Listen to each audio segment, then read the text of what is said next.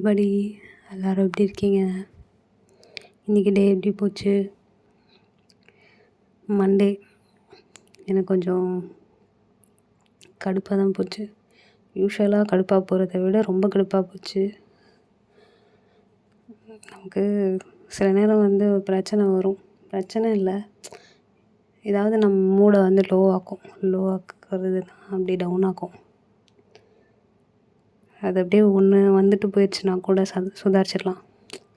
அதுவே அடுக்கடுக்காக நடக்கும்போது நம்ம கொஞ்சம் திணறுவோம். எனக்கு இன்றைக்கி அது மாதிரி தான் இருந்துச்சு. ஸோ இன்றைக்கி சோகத்தை பற்றி பேசலாம். சோகமாக இருக்கிற விஷயங்கள் எப்படி, சோகமாக இருக்கும்போது எப்படி நம்ம அதை கோத்ரூ பண்ணி வெளில வர்றது, அதை பற்றி யோசிச்சு எதையாவது பேசலான்னு தோணுச்சு. எனக்கு ஓவர் கம் பண்ணுற எப்படின்னு தெரியலை, இல்லை யோசிக்க முடியாத அளவுக்கு திணறி போயிடுறோம்.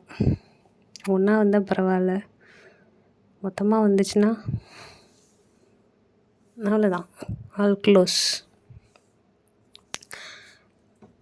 நம்மளே நமக்கு மாலையை வாங்கிட்டு படுத்துற வேண்டியதான், எங்கேயாவது குழியை தோண்டிக்கிட்டு. அந்த மாதிரி ஆக்கிடுது சில நாள். இதுக்கெல்லாம் என்ன பண்ணுறது? இல்லை, இதிலேருந்து கொஞ்சம் வெளில வந்து எப்படி நம்ம ரிகவர் ஆகிறது? என்னை கேட்டால் எனக்கு இப்போ சுத்தமாக ஐடியாவே இல்லை. போயிட்டு நல்லா ஏதாவது நமக்கு பிடிச்சத சாப்பிட்டுட்டு கொஞ்சம் நல்லா தூங்கி எழுந்திரிக்கணும். தூங்கி எழுந்ததுக்கப்புறம் ஃப்ரெஷ்ஷாக ஸ்டார்ட் பண்ணலாம். தூக்கம் ஒரு நல்ல ரிஃப்ரெஷ் பட்டன் நமக்கு. அது தர மாதிரி ஒரு ஷார்ட் டேர்ம் மெமரி லாஸை நமக்கு தரவே முடியாது.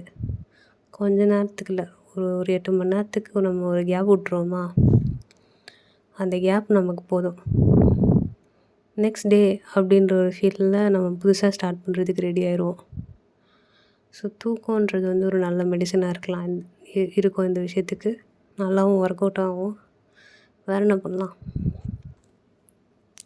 பாட்டு கேட்கலாம், இல்லை புக் ஏதாவது படிக்கலாம்.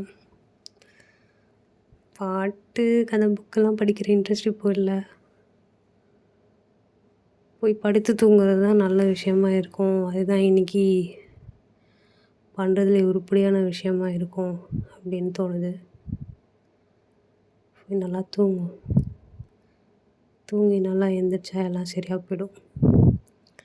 நாளைக்கு எல்லாம் சரியாக போயிடும். நம்பிக்கை தான், நாளைக்கு எல்லாம் சரியாயிடும்.